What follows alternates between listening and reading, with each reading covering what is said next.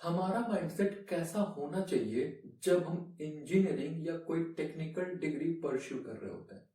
Right. ये एक बहुत ही बड़ा क्वेश्चन है, वो एक बहुत ही बड़ा क्वेश्चन है कि हम किस माइंडसेट पे पढ़ाई कर रहे हैं। सब ये माइंडसेट की बात करते हैं कि हम जॉब के टाइम पे क्या करते हैं, किस माइंडसेट से इंटरव्यू देने जाते हैं, यानी कि पूरी तरीके से हम ये डेडिकेटली बात करते हैं कि व्हाट आफ्टर डिग्री। हम पूरी तरीके से इस बारे में बात करते हैं कि डिग्री के बाद क्या।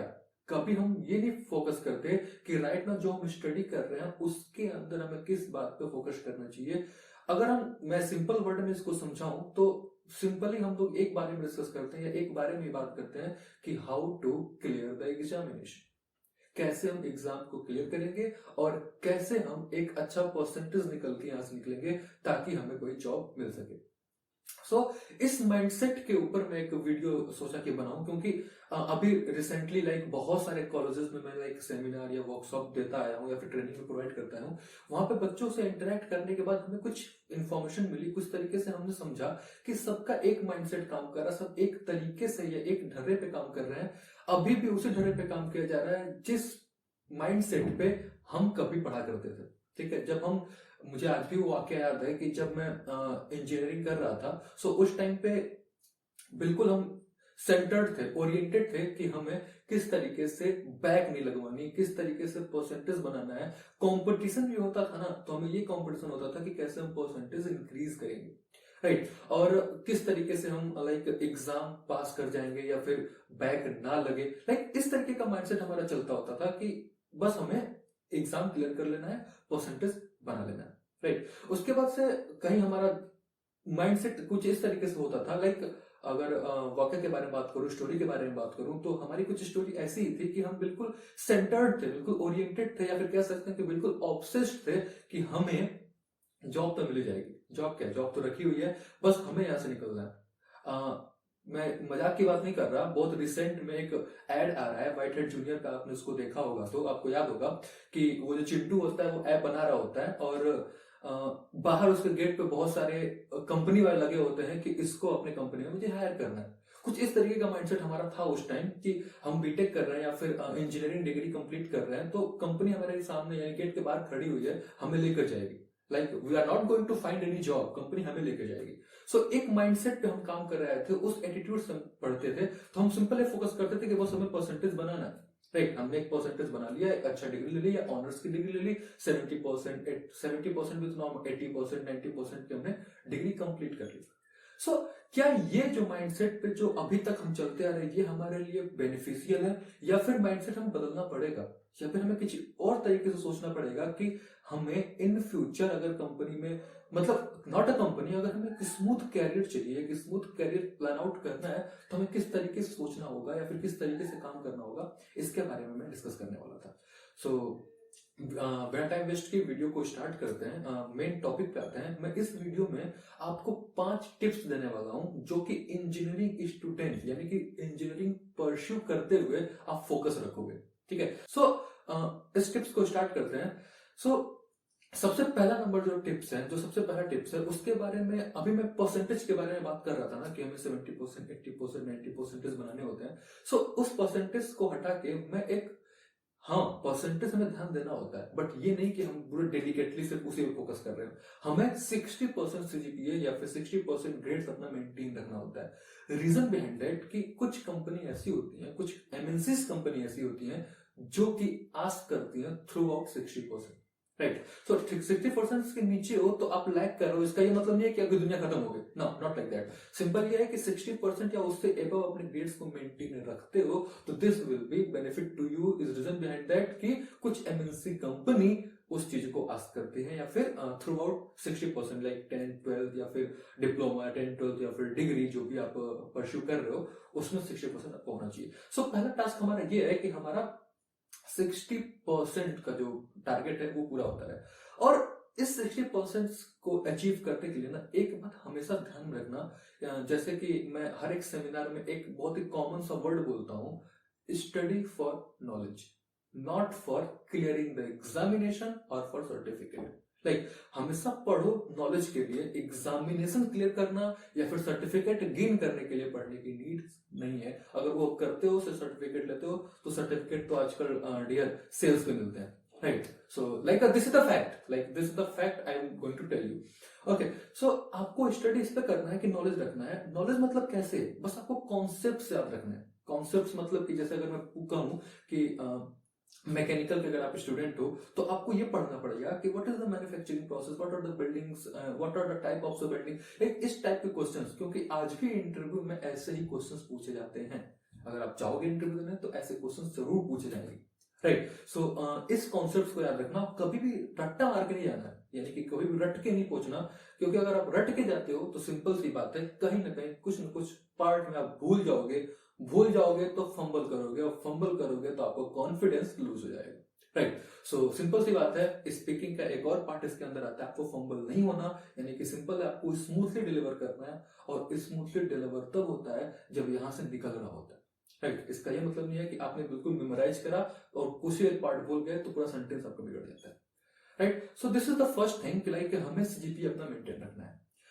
तो सेकंड टिप्स है आप लोगों के लिए, this is the like huge tips, इस पे हम जनरली फोकस नहीं करते।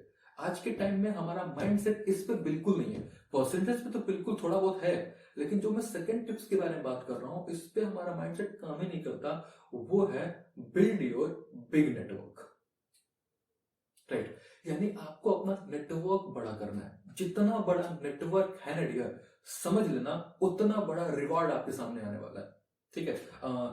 बिग नेटवर्क के लिए एग्जांपल्स देने की नीड्स नहीं है। आप लोगों ने ऑलरेडी बड़े बड़े फॉलोअर्स, बड़े बड़े सेलिब्रिटीज, बड़े बड़े क्रिकेटर्स को देखा होगा, उनका बड़ा नेटवर्क होने से उनको किस तरीके का रिवॉर्ड मिलता है, राइट। आप ये बिल्कुल अच्छे से जानते हो कि if their profession are the cricketing, अगर कोई प्लेयर क्रिकेटर है तो सिर्फ क्रिकेट से अर्न नहीं करता, क्रिकेट के अलावा बहुत सारे ऐसे पार्ट हैं जहां से वो अर्न करते हैं, ठीक है। अर्निंग लाइक वो इंस्टा से अर्न करते हैं, अपने ट्विटर प्रोफाइल से अर्न करते हैं, लाइक कुछ भी पोस्ट एक डालने के लिए वो अर्न करते हैं, राइट। सो सिंपल सा बात है कि अगर आपको अपने ग्रोथ, अपने फ्यूचर्स को बिल्कुल स्मूथ रखना है तो पर्सनल ब्रांडिंग पे काम करना स्टार्ट कर दो आज से ही, राइट। अपना जितना अच्छा पर्सनल ब्रांडिंग आपका होगा, जितना बड़ा पर्सनल ब्रांडिंग होगा, जितना बड़ा आपका नेटवर्क होगा, उतना अच्छा आपको रिवॉर्ड मिलने वाला है, राइट। सो नेटवर्क बिल्ड करने के लिए क्या क्या करोगे, अपना लिंक्डइन प्रोफाइल अपडेट रखोगे, अपना Facebook is the big network. Like ये नहीं होता कि फेसबुक पे नहीं जाओ, फेसबुक पे अपने फोटोज अपलोड करना है, it's the like quite normal thing. आपको अपने लिंक्डइन प्रोफाइल बनाना है,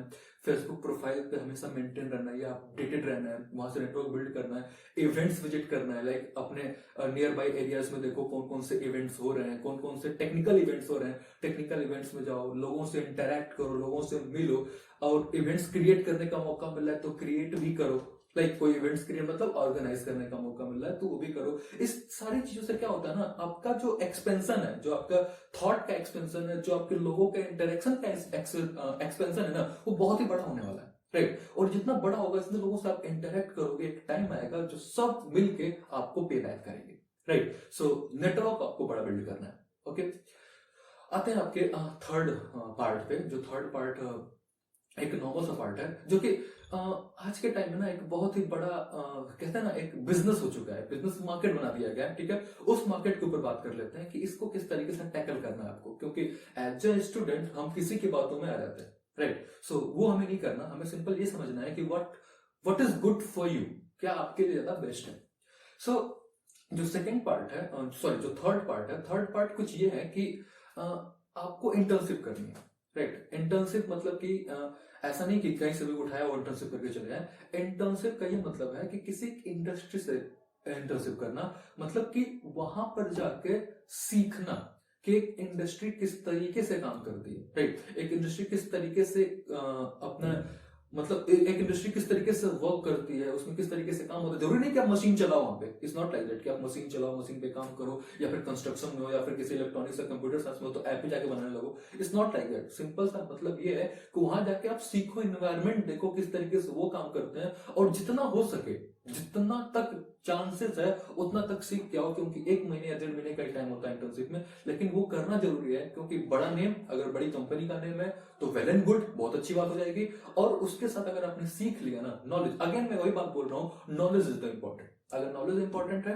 तो बढ़िया, ऐसा नहीं कि सर्टिफिकेट लाइक आप सर्टिफिकेट ले। So this is the third part, the internship. The fourth thing is the skill development.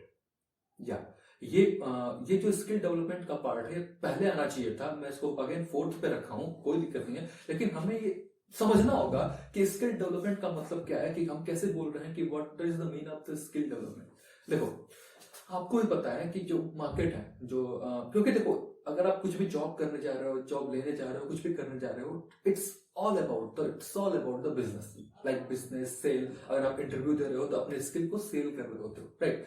तो जब स्किल सेल करने जाते हो तो आपके पास वो स्किल सेट होना भी तो चाहिए, राइट। अगर मैं सिर्फ एक थ्योरेटिकल पार्ट पढ़ के पहुंच जाऊं कि मेरा स्किल सेट बहुत ही अच्छा है, ठीक है, अब वहां पहुंच के यहाँ पे खड़ा हो गया क्या कि नहीं, मेरा interview low, I am very good in that, ठीक है। सो वो स्किल सेट तो सबके पास है ना, सबने तो वही डिग्री पढ़ के गया है। What are the difference between you, ठीक है, आप में और दूसरों में क्या डिफरेंस है, वो तो हमें बताना पड़ेगा ना उनको, वो तो हमें समझाना पड़ेगा ना। सो उसके लिए सबसे पहले तो नॉलेज हमें चाहिए, जिसके लिए हमें अपने स्किल को बढ़ाना पड़ेगा। स्किल डेवलपमेंट का मतलब ये हम परसेप्शन ये बना के रखे हुए हैं कि कुछ इंस्टीट्यूट आएगा और आपको कुछ सिखा कर जाएगा। It's not like that.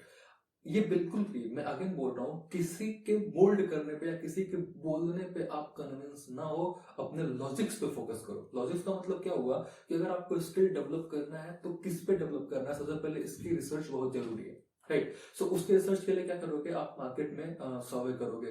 देखो, नेटवर्क बड़ा करोगे तो मार्केट सर्वे तो होता रहता है, ठीक है ना। तो मार्केट सर्वे करके देखोगे कि कौन सी trending skill right now market में बूम पे है, कौन सी ट्रेंडिंग स्किल चल रही है जो कि आगे 5 साल या 10 साल तक चलती जाएगी, राइट। और फिर किस कंपनी में किस तरीके से काम हो रहा है। जब इंटर्नशिप करोगे तो देखोगे कौन सी कंपनी किस तरीके से काम करती है और कौन से सॉफ्टवेयर पे वर्क करती है, राइट। सो सॉफ्टवेयर लर्न करना भी एक स्किल हुआ, एक एक्स्ट्रा मैनेजमेंट डिग्री लेना, सर्टिफिकेट लेना भी एक तरीके का स्किल हुआ, ठीक है। सो आपको क्या करना है, अपने स्किल पे वर्क करना है, स्किल को डेवलप करना है। स्किल डेवलपमेंट बहुत ही जरूरी है, it's depend upon the market research, right. So ये कर सकते हो। देखो, फिफ्थ पार्ट क्या है हमारा, कि अब हमने इंटर्नशिप कर ली और हमने स्किल डेवलप कर लिया, नेटवर्क बढ़ा लिया, ठीक है, सीजीपीए भी हमारा मेंटेन है। सो हमारा फाइनल स्टेप क्या होना चाहिए, क्या फाइनल स्टेप होना चाहिए।